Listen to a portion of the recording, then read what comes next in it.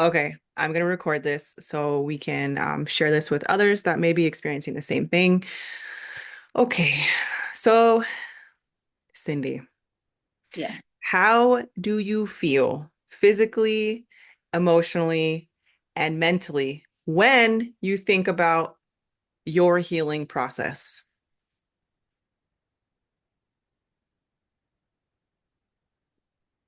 I'm really bad at this. Can you repeat it again? I'm sorry. That's okay. That's okay. I How are just you? been getting nervous, but okay. No, that's okay. How are you feeling physically, emotionally, and mentally? Um, I feel very drained, tired, overwhelmed, and stressed.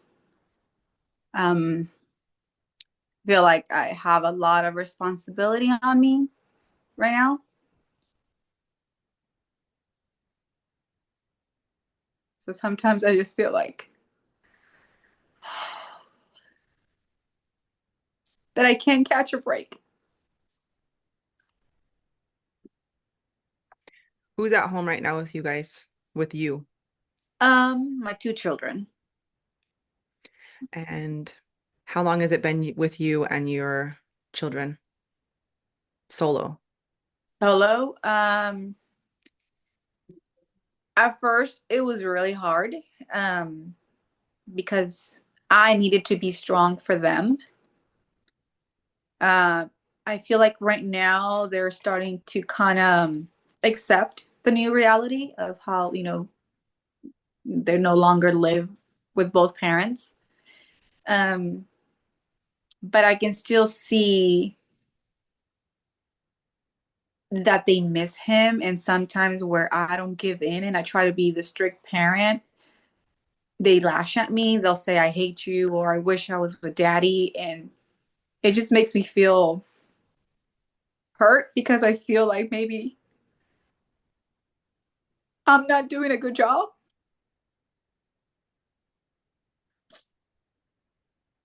that they still feel that they need him. And I mean, I understand it was their father, but I'm doing everything I can. And when they mention that they want to be with him, or they hate me, or daddy didn't used to make us do that, or daddy wouldn't say that, or daddy would buy us this, it just hurts me. Right now, what do you feel are your barriers or your challenges that are preventing you from healing right now?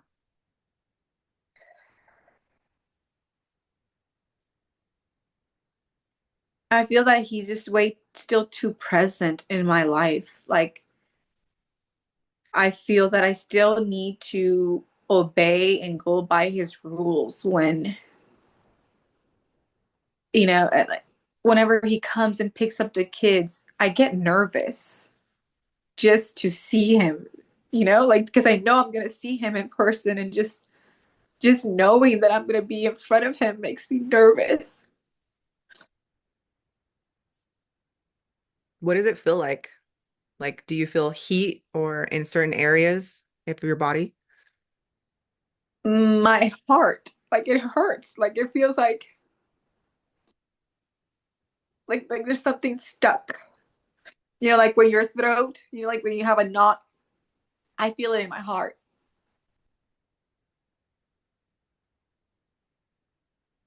It's absolutely valid. Experiencing that much pain, going through separation with children, that's got to be absolutely just heartbreaking. And what do you feel like your patterns of your behavior that may be slowing you down towards healing? Do you notice any thoughts that are going on in your head, like on a daily basis, maybe questioning yourself? Yeah, I mean, I wanted to prevent for our family to come apart for the past 10 years. I wanted my kids to grow up with both parents in the household so that they didn't felt, abandoned, or that they felt that they needed the other parent.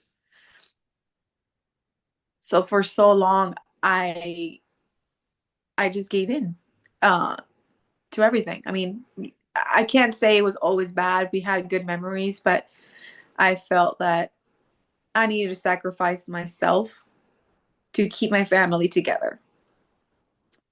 And the moment that he walked out, it took him 1 month to move on. And I held on for 10 years. So it hurts me that he gave up so easily. Do you feel like you sacrificed a lot of who you are, who you were to provide for this person? I did. I felt that um, I just became a mom, you know? At the beginning, yes, I was the main provider, but then he got himself, back on his feet and he allowed me to stay home with the kids to be a stay-home mom for 4 years. And I didn't mind it because I was able to be with my children for 4 years and experience being there with them and witnessing all their firsts. Uh, and I didn't mind cleaning, providing, taking care of the family, cleaning, and everything that it requires to be a stay-at-home mom. Because my children were my priority. I mean, I loved it. I mean, has always been my dream to have a family, to have kids. So I saw it to be the perfect life. But he has always had issues with drinking, so that was always a problem because I couldn't tell him to stop because he would get offended. He would get verbally violent. Um, where I told myself, well, if you want to keep this family together, you're gonna have to put up with it, and I did for 10 years.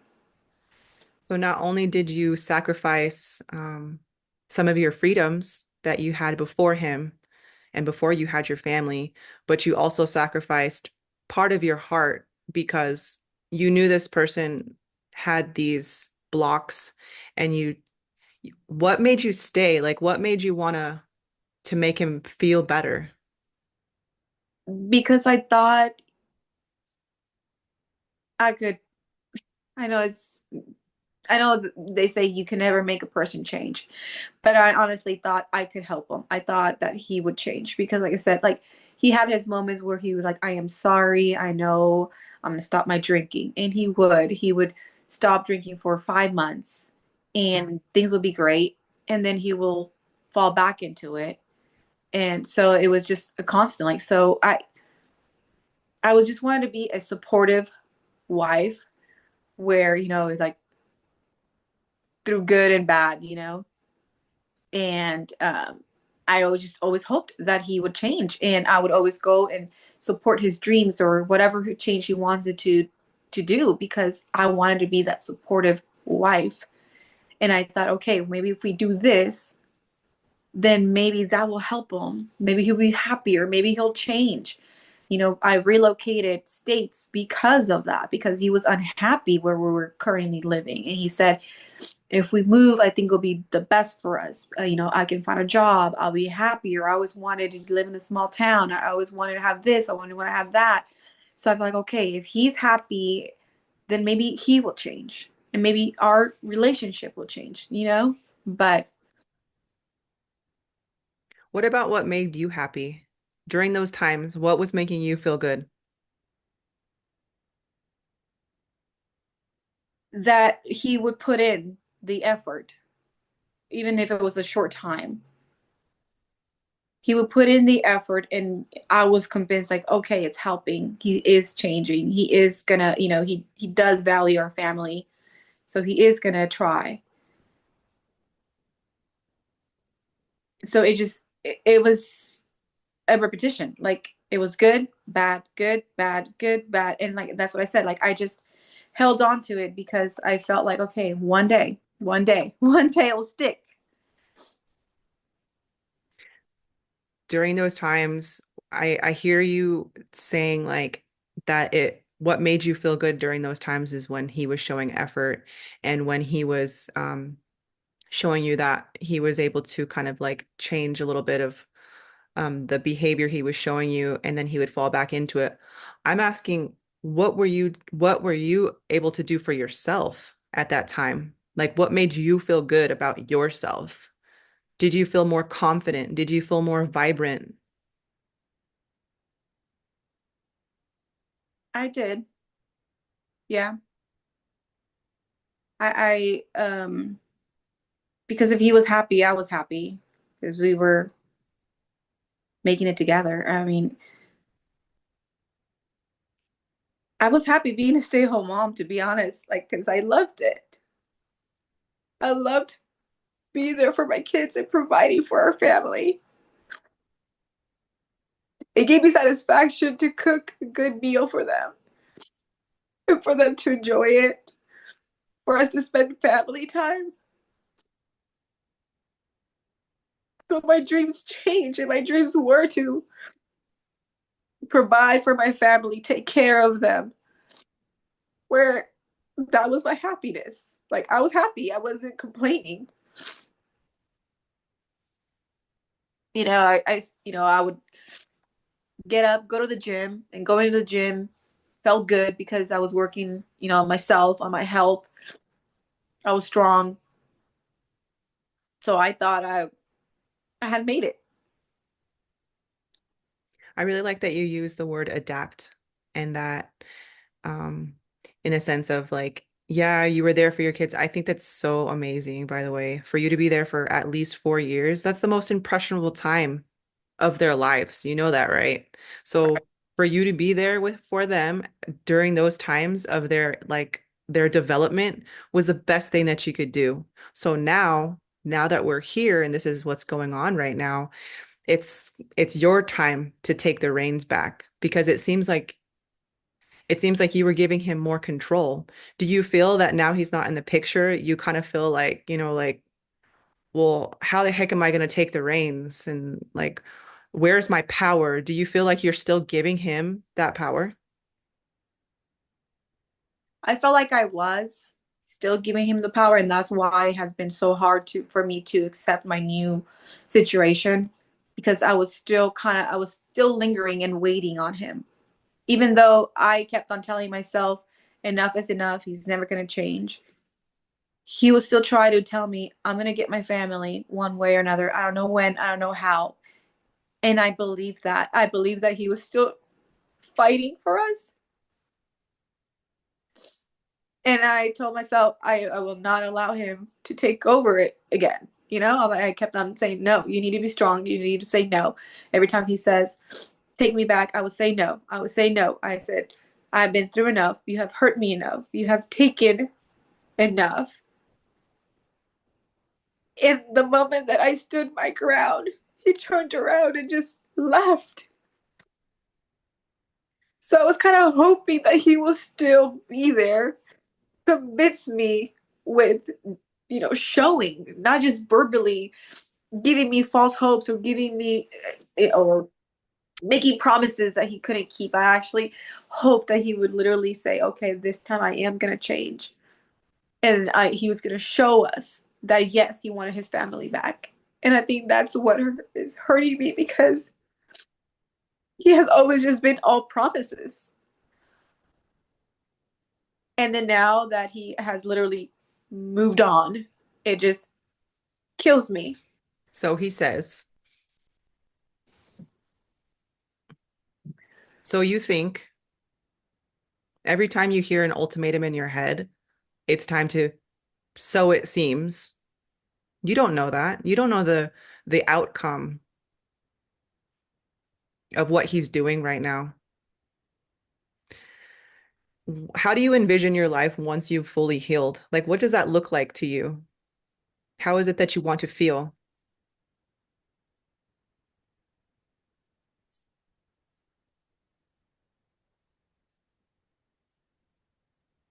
I want to love life again. I want to set goals for myself and go for them. I want to be a joyful, active, happy mom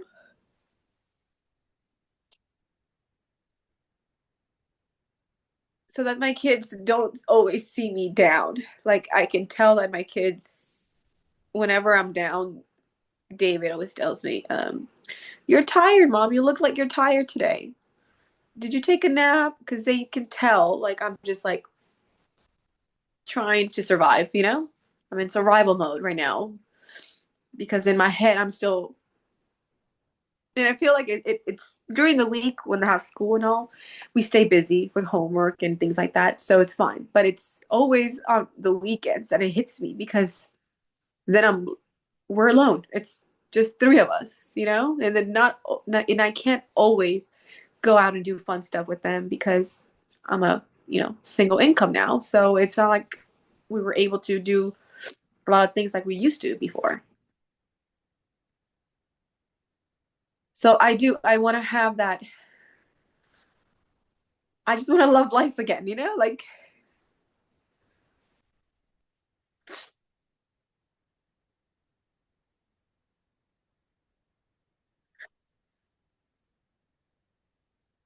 And that's an amazing goal.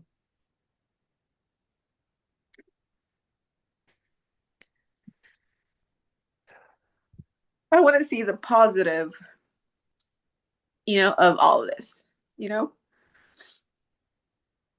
I know I that's want for I want to see this as in like, okay, this I needed through to go through this pain to realize that there's better things out there for me. I had a question and it just popped back up in my mind. And you told me that throughout this relationship, he's shown you who he is, but you chose to see the beauty in him this entire time. And so now that you've noticed that he's moved on, you wonder who he really was this entire time. Do you feel like you may have started that relationship off of with somebody that you may not even known this entire time? What was that? That's what I'm trying to ask. Maybe you ask my job in the restroom.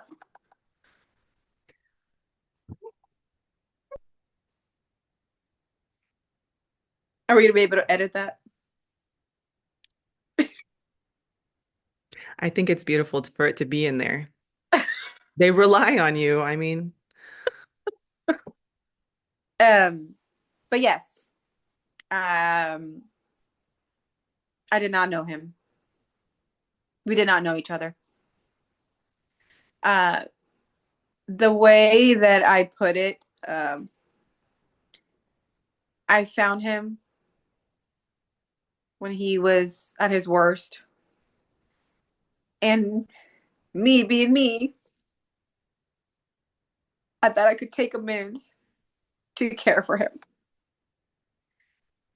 And when he was finally, living with me, that's when I started seeing everything, you know, his situation, the way he thought, how hurt and how damaged he was.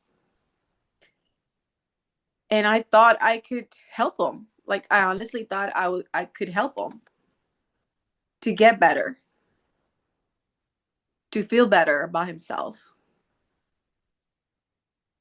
to look at life differently, not knowing how much I was taking on.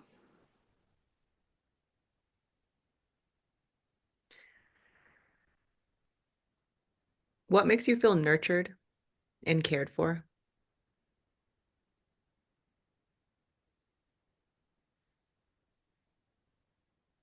Somebody that appreciates what I do for them. How do you know that they care about what done for them?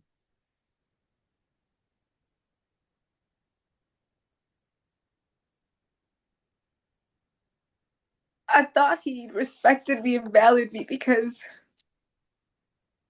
he took care of us. You know, he had a house for us. He will work, he will try to do his best to find himself a better job. so he can get better pay so that we're able to, afford more. And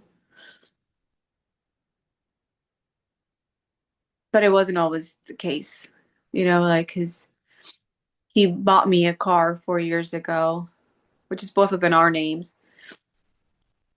And he thought like he's like, I'm getting this for you because he's like, I want to get it for you. You deserve it. And he said, don't worry, I'll help you make payments on this vehicle. I told him it wasn't not the right time, and he still went with it. He's like, no, I'm going to get it for you. Well, when this whole separation happened, I was stuck with the payment I couldn't afford because he had promised he was going to help me, and now he's gone. So now I'm stuck. So this whole time, like, I thought he was taking care of us. But the moment he was done taking care of us, he didn't care. He just left me with all the leverage, knowing that I could probably be, not able to afford everything.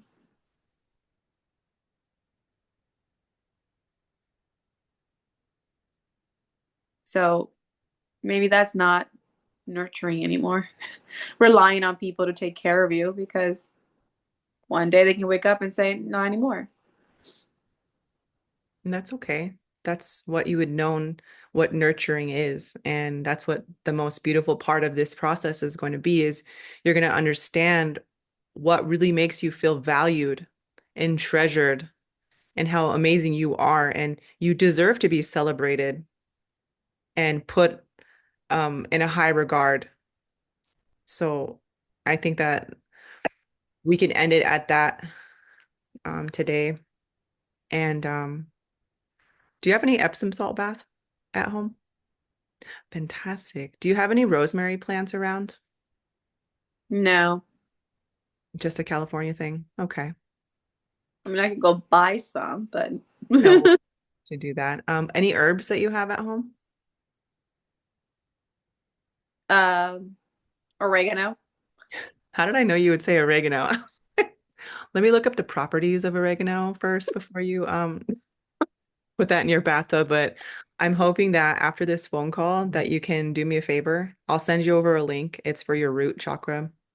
And it's going to kind of just help you feel balanced again. And so you know that you are protected, that you're never alone, and to kind of just really nurture that part of you. Because what we talked about today is going to kind of like open up some old wounds. And overall, it's a good thing.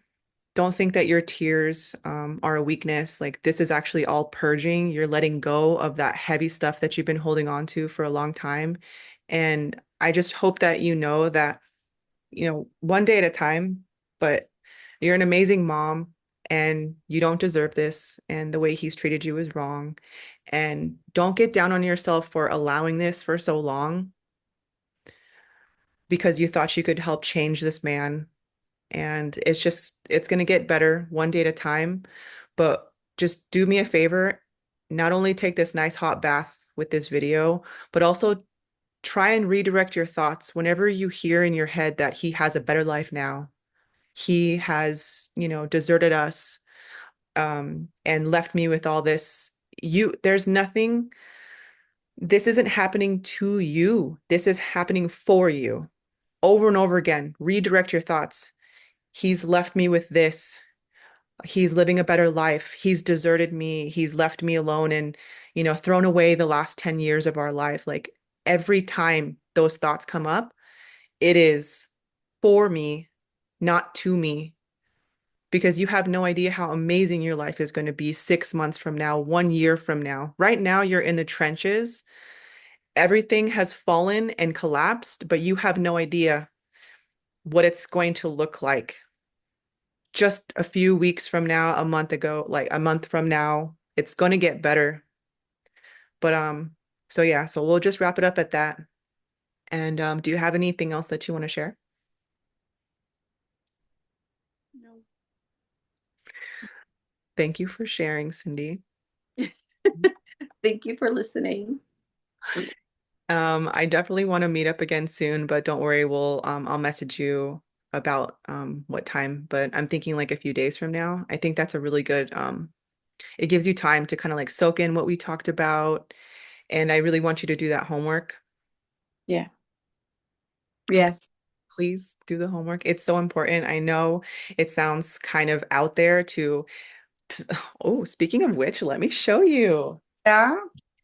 This is my mirror. Yay. Okay. Yeah, this is my dancing mirror. It's in my room. It is I'm a full length, and I put on music, get headphones, and I just let loose. Sometimes I'll turn on some lights that will like are glowy, and it just connects me with my body, and it helps me kind of like let go of any heaviness. In the beginning, heck yeah, it's odd. And you kind of like start to judge yourself as, oh, my body looks a little different than it used to. Oh, like I feel silly. I don't feel sexy. And then all of a sudden, after a while, you start to crave it, and it's your special time. So we'll leave it at that. And I'll talk to you soon. Yes, ma'am. Thank you. You're welcome.